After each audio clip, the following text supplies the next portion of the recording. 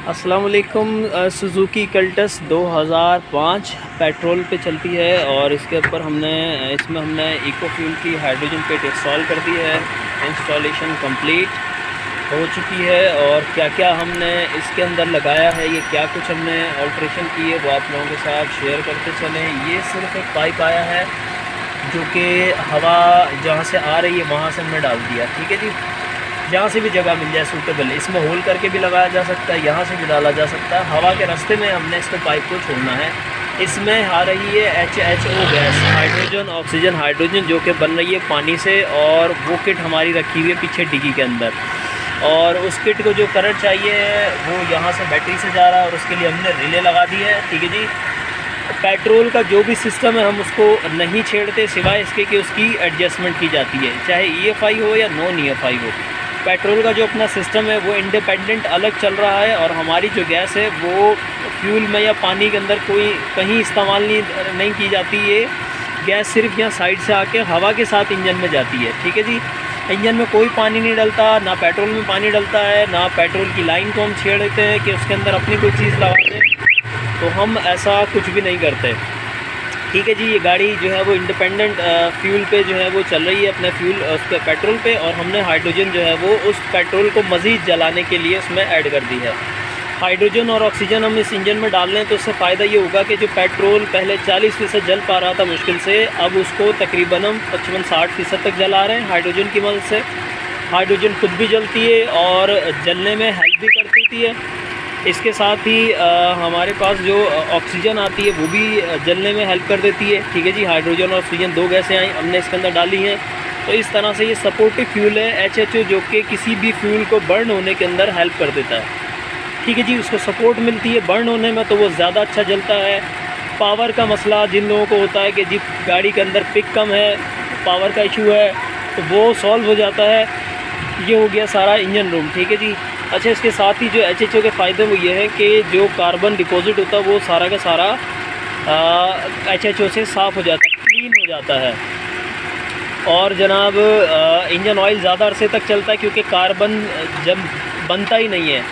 जो बनना था पहले अनबर्न फ्यूल की वजह से, वो हमने हाइड्रोजन की मदद से उसको जला दिया है और अब जो है वो कार्बन बहुत ही थोड़ा बनेगा, जो कि ये HHO अपने साथ ही ले जाएगा, तो इंजन हमेशा साफ़ रहेगा। इंजन ऑयल जो है वो तकरीबन डबल चल जाएगा, प्लग वगैरह और पिस्टन और ये सारी चीज़ें साफ़ रहती हैं। कैटेलिटिक कन्वर्टर EFI गाड़ियों में होता है, उसका प्रॉब्लम ये होता है कि वो कुछ अरसे के बाद उसमें कार्बन जमा होता रहता है और वो चौक होना शुरू हो जाता है और उसके बाद फिर उसे धुलवाना पड़ता है खोल के, और वो सारी वॉशिंग और सर्विस करवानी पड़ती है।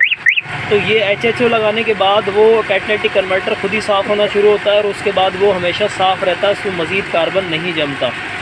ठीक है जी, तो उसका बड़ा बेनिफिट है।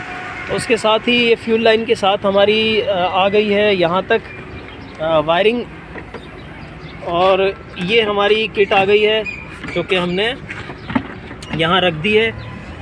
571 5 एम्पेयर जो है वो 5.5 एम्पेयर इसमें करंट जा रहा है इस वक्त। ठीक है जी, और ये टोटल इसका साइज़ आ गया। अच्छा, ये है मेन वर्टिकल रेजरवायर जिसके अंदर पानी रिफ़िल करना पड़ता है 300-350 किलोमीटर चला लेने के बाद, और ये साइड के अंदर इसके लो और हाई मार्क किया हुआ है, वाटर मार्क।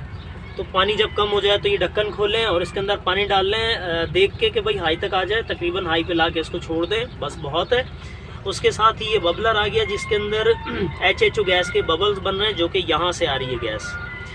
ठीक है जी, इस सेल के अंदर ये डब्बा जो है इसके अंदर सेल रखा हुआ, इसके अंदर गैस प्रोड्यूस होती है, यहाँ आती है, यहाँ से फिर वो इस बबलर के अंदर बबल बनते हैं और आपको नज़र आता है कि गैस बन रही है बबल। तो इसमें अगर पानी डालना हो तो ये स्टॉपर है।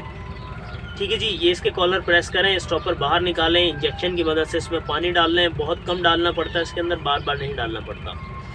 तो इसके अंदर सिर्फ पानी का ख्याल रखना है आपने, और पानी इस पर वक्त पे डालते रहें। डीआयोनाइज्ड डिस्टिल्ड वाटर डालना होता है 300-350 किलोमीटर के बाद, कोई बहुत ज़्यादा इसका ख़र्चा नहीं है। अच्छा जी, साइलेंसर की अगर हम बात कर लें तो अभी तो क्योंकि कार्बन इसके अंदर है तो काला पानी आ रहा है, और ये कुछ अरसे तक काला आएगा। जितना इसके अंदर कार्बन है वो सारा का सारा बाहर आ जाएगा। ठीक है जी, थोड़ी और रेस दें, सही है। हाँ और रेस दो, 1-2 मरतबा।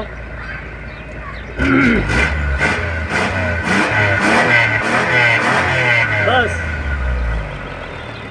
ठीक है जी। और ये इसी तरह से जो है वो पानी थोड़ा थोड़ा आता रहेगा, इंजन का सारा कार्बन साफ़ हो जाएगा और ये सारी चीज़ें जो है वो साफ़ रहेंगी इसकी जितनी भी हैं। ठीक है जी। पेट्रोल जब मुकम्मल बर्न होता है तो गाड़ी जो है वो वाटर ड्रॉपिंग हो जाती है। ठीक है। और जो गाड़ी वाटर ड्रॉप नहीं करती तो HHO लगने के बाद चूँकि पेट्रोल पहले से बहुत ज़्यादा जलता है तो उसमें भी फिर गाड़ी जो है वो वाटर ड्रॉपिंग स्टार्ट कर देती है। ये गाड़ी CNG पे भी चली हुई है तो इसमें टाइम थोड़ा सा ज़्यादा लगेगा क्योंकि CNG के अंदर कार्बन काफ़ी ज़्यादा होता है तो वो कार्बन आहिस्ता आहिस्ता निकलते निकलते उसमें थोड़ा ज़्यादा टाइम लग जाता है। पेट्रोल वाली गाड़ी के अंदर इतना कार्बन नहीं होता। जैसा कि आपने देखा हमारी जो HHO गैस है वो हवा में हमने डाल दी है तो लिहाजा आप CNG चलाएं, पेट्रोल चलाएं या दोनों फ्यूल चलाएं तो इस HHO की एडजस्टमेंट की ज़रूरत नहीं होती और ये चलती रहती है। ठीक है जी। ये हो गया हमारा कंप्लीट रिव्यू। अल्लाह हाफ़िज़।